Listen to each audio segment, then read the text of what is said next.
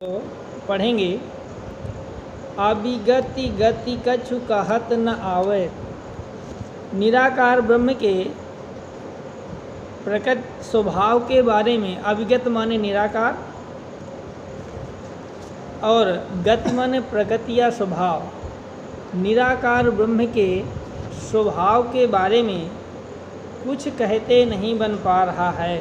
सूरदास जी कहते हैं निराकार ब्रह्म की उपासना करना और फिर उसको का वर्णन करना उसी प्रकार से कठिन होता है जैसे कोई गूंगा व्यक्ति है, ज्यों गूंगे मीठे फल को रस। जिस प्रकार से कोई गूंगा व्यक्ति है, यदि उसको कोई मीठा फल दिया जाए और फिर उसके स्वाद के बारे में उस गूंगे व्यक्ति से पूछा जाए, तो जिस प्रकार से वह गूंगा व्यक्ति उस फल के स्वाद को बताने में असमर्थ होता है, उसी प्रकार से यदि कोई निराकार ब्रह्म के उपासक से यह पूछे कि आपका निराकार ब्रह्म कैसा है, कौन कौन सी विशेषताएं हैं, क्या गुण हैं, तो उसी प्रकार से वो अपने निराकार ब्रह्म के रंग रूप स्वभाव गुणों का वर्णन करने में वो उसी प्रकार से असमर्थ होता है जैसे गूंगा व्यक्ति मीठे फल के स्वाद को बताने में असमर्थ होता है। कहते हैं ऐसा नहीं है कि यदि निराकार ब्रह्म की उपासना की जाए या निराकार ब्रह्म के उपासक को कोई उसकी साधना करने से कोई आनंद नहीं मिलता।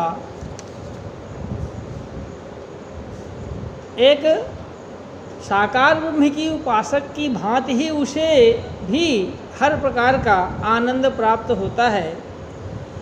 ज्यों अंतर्गत माने होता है हृदय में। जिस प्रकार से निराकार जो गूंगा व्यक्ति होता है वो मीठे फल के रस को बता तो नहीं सकता, लेकिन वो अपने हृदय में उस रस की अनुभूति करता है, उस स्वाद की अनुभूति करता है। परम स्वाद सब ही सुनिरंतर। और निराकार ब्रह्म का जो उपासक होता है, जब वो निराकार ब्रह्म की साधना करता है, उपासना करता है, तो उसे परम स्वाद अर्थात बहुत अधिक उसको आनंद की अनुभूति होती है और अमित तोष उपजावे। अमित माने अपार, तोष माने संतोष, और उसकी उपासना करने से उसे अपार संतोष भी मिलता है। मन वाणी को अगम अगोचर जो निराकार ब्रह्म है वो अगम और अगोचर है। अगम माने मन जहाँ तक पहुँच ना सके, अगोचर माने वाणी जहाँ तक वर्णन न कर सके। इसलिए जो निराकार ब्रह्म है अगम और अगोचर है, मन और वाणी से अगम और अगोचर है। सो जाने जो पावे, इसको वही जान सकता है जिसने उस निराकार ब्रह्म को प्राप्त कर लिया है, सिद्ध कर लिया है, उसकी साधना करके उसको अपना लिया है, उसको पा लिया है।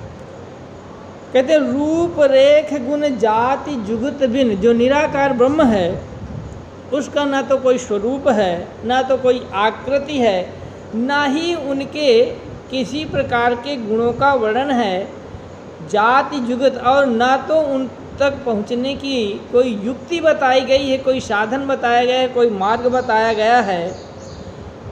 इस प्रकार से जब कोई ना तो स्वरूप है, ना तो आकृति है, ना कोई गुण विशेष की चर्चा है, और ना उन्हें प्राप्त करने का कोई तरीका बताया गया, ढंग बताया गया, युक्ति बताई गई है, निरालंबित धावे। ऐसे बिना आधार के जो उपासक है किस ओर जाए, कैसे उसकी उपासना, कैसे उसकी पूजा करे। सब विधि आगम विचारहि। सूरदास जी निराकार ब्रह्म की साधना हर प्रकार से अगम जान करके सब विधि अगम, अगम अगम माने जहाँ तक पहुँचा ना जा सके, जिसे प्राप्त ना किया जा सके, सूरदास जी क्यों साकार ब्रह्म की उपासना करते हैं? क्योंकि सब विधि अगम, निराकार ब्रह्म सब प्रकार से पहुँच से बाहर होने के कारण, अगम होने के कारण सूर सगुण पद गावें। इसी कारण से सूरदास जी अपने साकार ब्रह्म के पदों का गायन करते हैं। तो इस प्रकार से निराकार ब्रह्म हर प्रकार से अगम्य है, इसलिए निराकार ब्रह्म के पदों का सूरदास जी गायन नहीं करते, और साकार ब्रह्म का इसीलिए वो गायन करते हैं। ये आपका पद में ये बताया गया कि साकार ब्रह्म की उपासना सरल है, सहज है, जबकि निराकार की उपासना बहुत ही कठिन है। इसीलिए सूरदास जी साकार ब्रह्म के पदों का गायन करते हैं। अब काव्य सौंदर्य में देखेंगे तो भाषा इसमें साहित्यिक ब्रज है, छंद इसमें गेयात्मक या गेय पद है, अर्थात ऐसा पद जिसको गाया जा सकता है।